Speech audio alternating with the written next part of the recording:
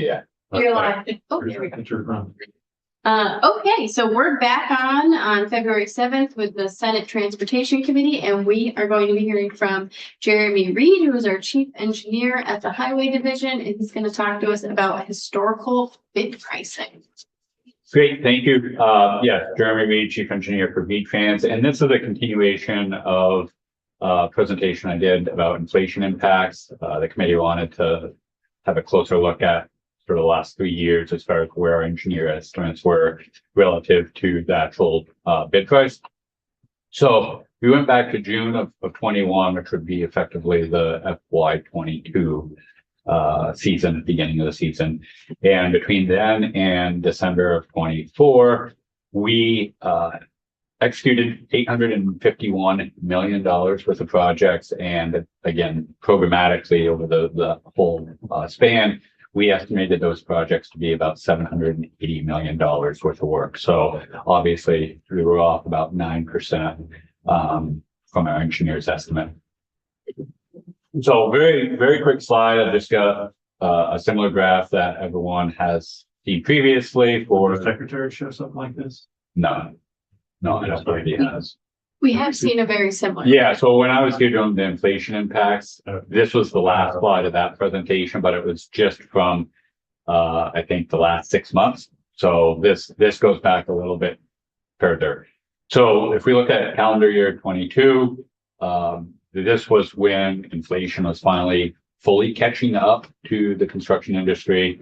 And you can see that we were off, essentially underestimating by roughly 17%. So very significant delta there.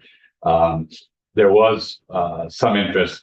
Senator Harrison wanted to see kind of the bid estimate versus the actual with the dock. But as you can see, when we did that, the lower left-hand corner just turned into a blob. So the dashed line represents a regression of the actual engineer's estimate. So you do see that the majority of the dots are above that line. In 2023, we got significantly better, started making those adjustments for inflation, and we were roughly underestimating our projects by about 6%. And then in 24, so our most recent year, basically stayed relatively same, underestimated our projects by 7%. I did speak a little bit and you know, would want to just offer that we now have a chief estimator who is not just looking. We put that in the email last year, right? With the first year. So we just converted a position. So there was not like any additional funding or anything. We just converted a position, but it was just recognizing that there's real world impacts to missing our bids this much and, you know, impacts the program. So not only are we going to be looking sort of backwards and trying to average out our estimates, but we will be forward looking at producer price indexes and things like that to try to predict where the estimates are going forward. And this isn't just for the engineer's estimates, it's going back even to preliminary plans.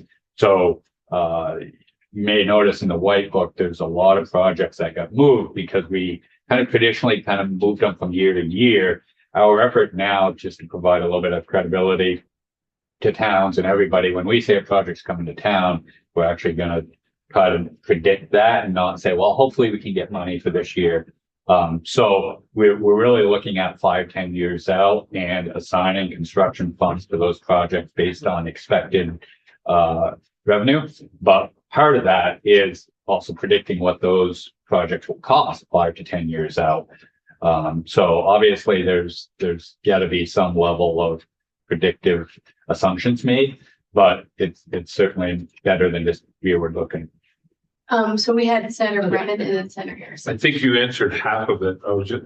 My question was how much of the increase in projects is due to delays instead of inflation, delayed projects. Yeah, I don't know that we can quantify that. You know, I mean, obviously we could take a apples to apples project and say, okay, this was what we got for bid prices in 22 versus what they would be in 25. But each project is sort of unique. Where is it located? Right. You know, But it's possible that you're underestimating isn't quite 7% if some of that were related to delays in projects. true. And if, right, so if we just say, you know, we discussed this a little bit earlier in the week up to the House, we just say the producer price index is 3%. And for whatever reason, a project gets delayed, the estimate could be good, but still be off by 3%. Yeah, Yeah, that's like the scoring. right. Yeah, so a couple of things, in the higher cost projects, you're underestimating, or overestimating.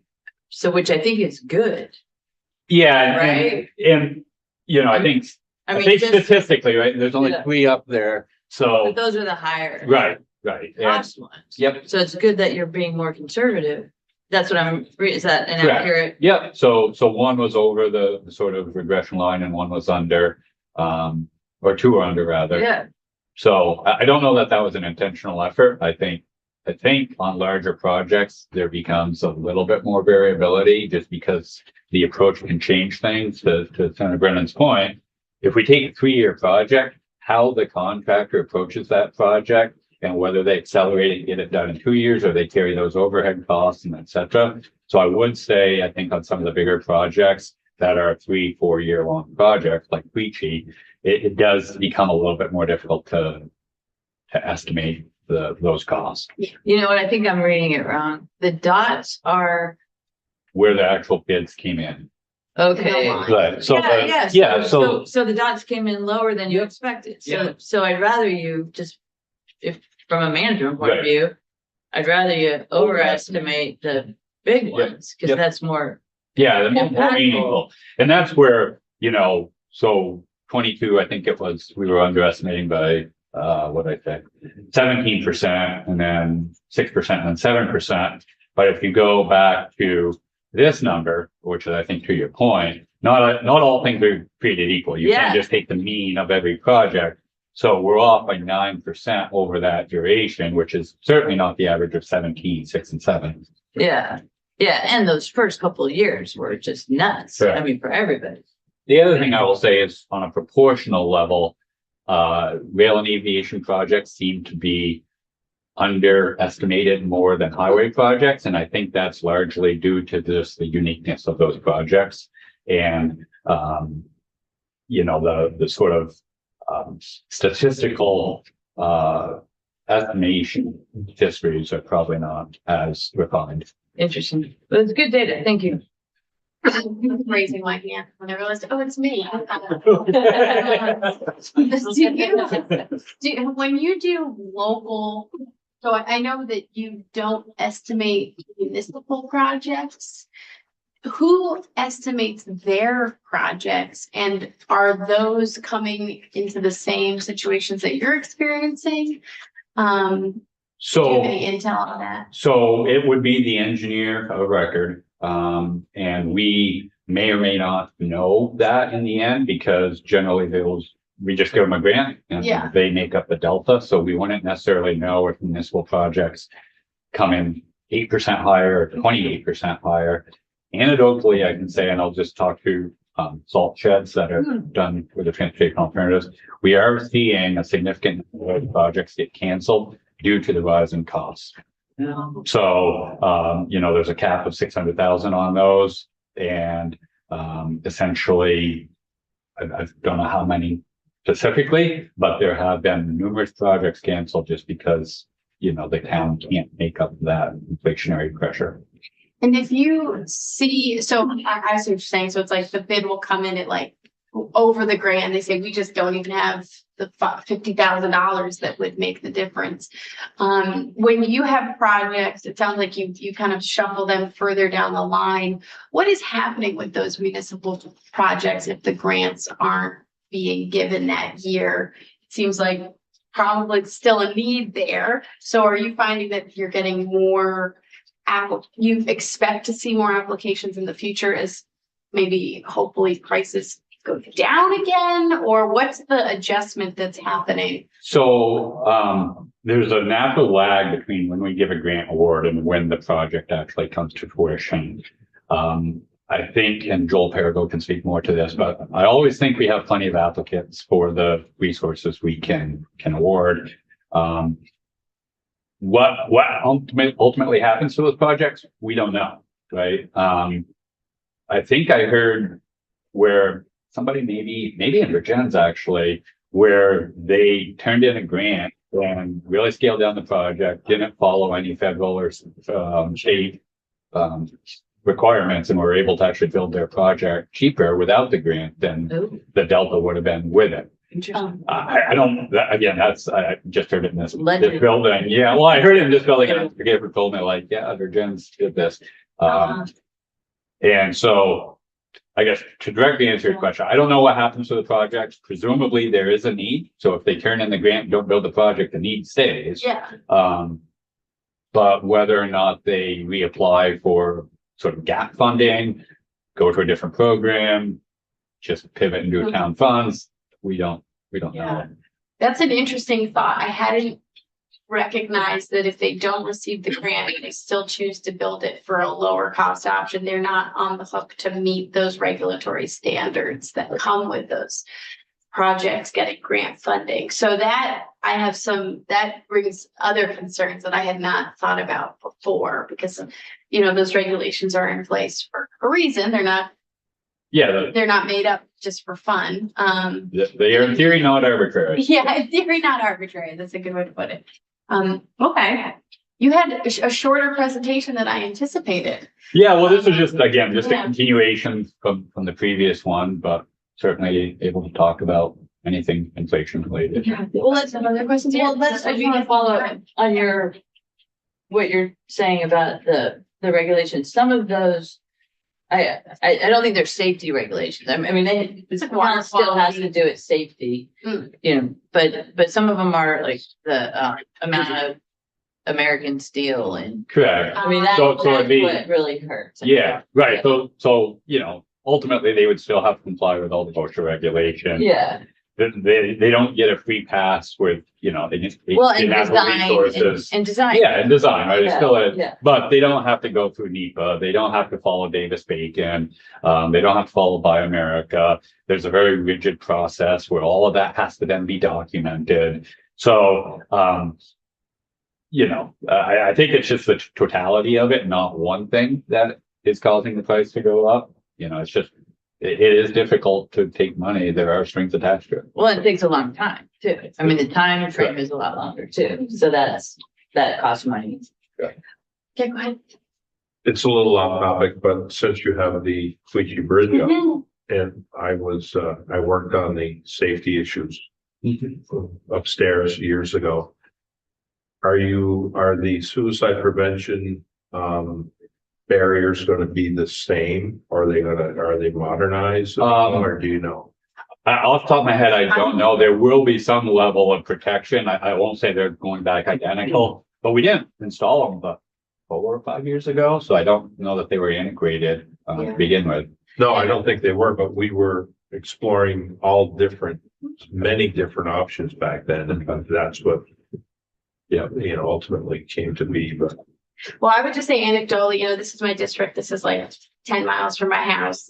I really appreciate V-Trans process throughout all of this, because this is unfortunately a hotspot for people taking their own lives, mainly people who were not actually local to the community. It had unfortunately become that level of notoriety. And they placed the green, like very large metal overhangs where you could still have the lookout. So if you were a tourist and you wanted to get a good bar-free photo, you could. But they're now in process of building glass, is my understanding. Very large, going to be. completely see-through. That was the temporary fix. So the people who own businesses in that area are very excited to see this project complete. Right now it's a one, we have stoplights on either side. But it should be completely visible. Yes, this is the summer. So The stoplights are pretty cool. I mean, that's really good. No, are they the ones that are instead of flaggers? No, these are, Those are, Oh, that's Yeah, a great idea. yeah, the AFADs automated. Yeah, automated flagger assist device. Yeah, Yeah, so, yes, we have been deploying those. And it's really what I'll call a force multiplier because you still need a flagger, right? But one flagger, presumably they can see both stations, can, run them both. we have them without people. Just Where- Timed or motion? Yeah. Oh, no, they're it's just timed? Okay, yeah, Yeah, okay. and so they're timed really well so that, there's a red for a long time before Right. the other one gets a green. Yeah. But. And it's a you're- paddle then? Or is it just a red light? It's a red light. Okay. They're right? portable, they're on a portable. Yeah. Yeah. Yeah, Yeah. yeah, so that's what these are. It's really a great Right, idea. yeah, so we wouldn't classify these as AFADs just because they are just a temporary signal system. The true AFADs are actually a paddle. Okay, I'll look next time. Yeah, and I believe they're they're just an at actual- construction sites. They're not at permanent locations. Well, if Yeah. we have like a, what I'll call a quasi temporary condition where a bridge is reduced to one lane, in theory, we could install them. Okay, Right. quasi temporary is that an official name? Well, we'll go with it today, but yeah. yeah, All right. I would say quasi-temporary is how I would describe that Right. bridge project. Because that's been going on, how long has it been? One lane? It's been one lane for at least a year. It's been over the summer. Yeah, they really started hitting it hard this summer. They did a little bit of prep work last summer. We had hoped to get this open to 2 lanes for the winter, but there was additional steel repairs that were needed that put us behind the 8 ball. But yeah, it's It's probably could be the workers are just gazing out. I understand. gold. It's the Grand Canyon of the East, It is. Senator Ferguson. Yeah, I can tell you if you're walking on that deck below, so there's a full deck. Yeah. And it's just hung by cables. And it is kind of like walking on a waterbed, but the waterbed's whatever, 300 feet in the air. So Wow. Wow. You got some good folks. Well, thank you. Any other questions or we're pretty early for our end today. We'll make good use of our time. We will make good use of our time. So thank you, Jeremy, Thank you. for putting